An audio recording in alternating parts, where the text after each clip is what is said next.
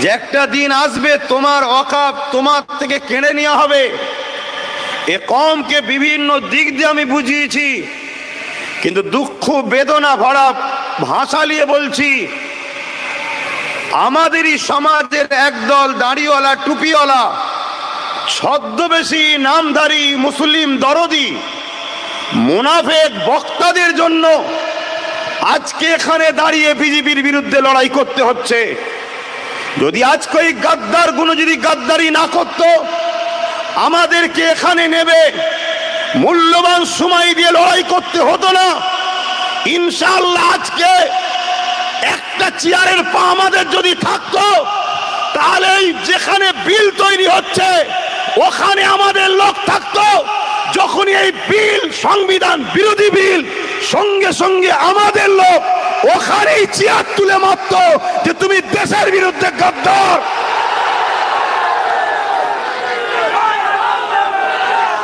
কিন্তু দুঃখের বিষয়, আমার কওমের সরল প্রাণ ভাই, ছোট্ট মতো বাচ্চাটাকে ভাইটাকে বিশ্বাস হলো না। নানা রকম ঘুমটা দেখে, নানা রকম নাচ দেখে, নানা রকম মিথ্যা ষড়যন্ত্র দেখে, আর তথাকথিত মুসলিম সুরাতে মুনাফিক দালালগুলোকে দেখে আপনারা সব হাতছাড়া করে ফেলেছেন। কথা কি খারাপ লাগছে? বিবেককে বলুন, সেই দিনের কথা আজ মনে হচ্ছে না হয়নি?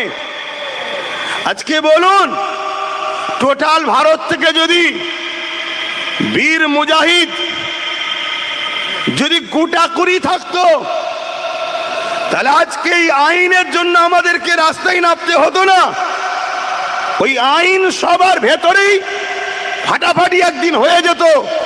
কেন? এটা একদিকে যেমন ইসলামের বিরুদ্ধে, আর একদিকে তেমন এ আইন দেশের সংবিধানের বিরুদ্ধে। তাহলে বলুন, আমি কি কিছু ভুল করেছিলাম সেদিন? একটু আওয়াজ দেন। আমি কিন্তু চুপ করে গিয়েছিলাম, দুঃখে বলা বন্ধ করে দিয়েছিলাম। আমাকে বাইজিৎ ভাই প্রায় বলতো, আপনি না কথা বললে হয়, আপনি কথা বলেন। আমি কি বলবো, সব তো বলে দিয়েছি।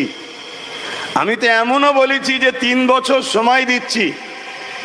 2023-এ বলেছিলাম 3 বছর, 23-এ শেষের দিকে বলেছিলাম 3 বছর সময় দিচ্ছি।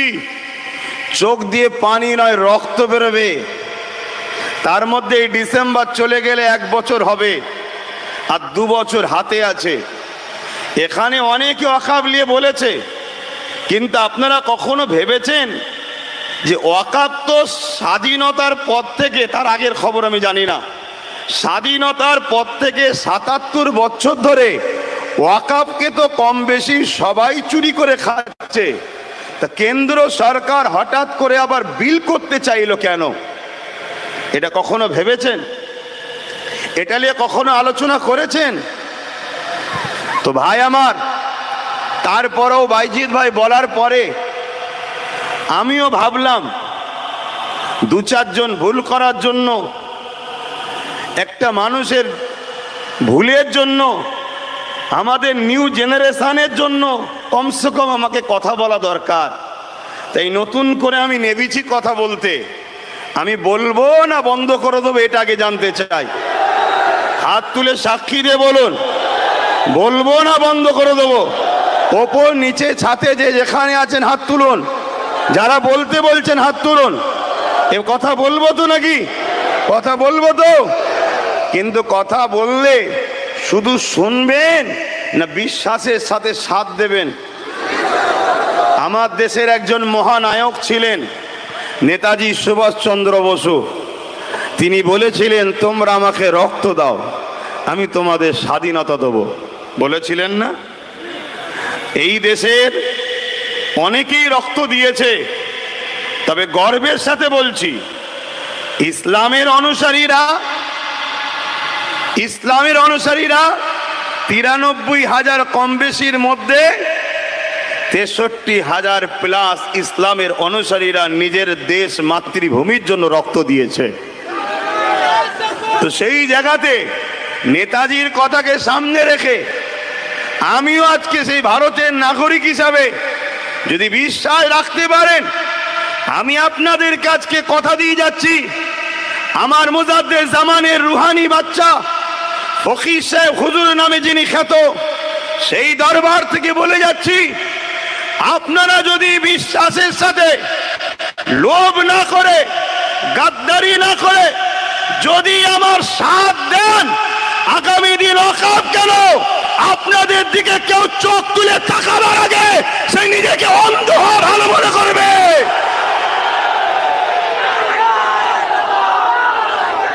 কিন্তু বন্ধু ভাইয়ের আমার, সাথ দিতে হবে। 500 টাকায় যদি বিক্রি হয়, ওয়াকফ তো যাবে বাপ। 2 কেজি তেল, 1 কেজি চাল, আলু পেঁয়াজই যদি বিক্রি হয়ে যায়, তাহলে ওয়াকফ তো যাবে। এখন তো ওয়াকফ যাচ্ছে, একটু অপেক্ষা করুন না, ওয়াকফটা গেলে কি ভয়ানক পরিস্থিতি হবে সেটা শুনুন।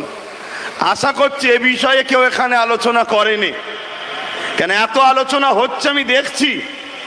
এই আলোচনা কোনো এক জায়গায় যেন কারো বিরুদ্ধে কারো পক্ষে হচ্ছে, কিন্তু আজকের আলোচনা অবশ্যই জালিমের বিরুদ্ধে, আল্লাহ রসুলের পক্ষে আমরা আলোচনা করতে এসেছি, এখানে কোনো সন্দেহ নাই। তাই মনে রাখবেন, সাথ দেবেন তো নাকি? কথা বলুন, সাথ দেবেন তো? এ হাত সত্য তো? কিন্তু এ লড়াইটা তো অনেক বড়, এ লড়াই তো ছোট নয়। আমি তো, আমার আগে ভাই বলল, নিজের মুখে নিজের কি নাম করি বলেন না, নওজুবিল্লাহ, বুঝাতে চাইছে যে বিশ্বাসটা হয়। কেন আমরা 2-5টা মুখ, আর আমার বিরুদ্ধে 2-5 লাখ মুখ।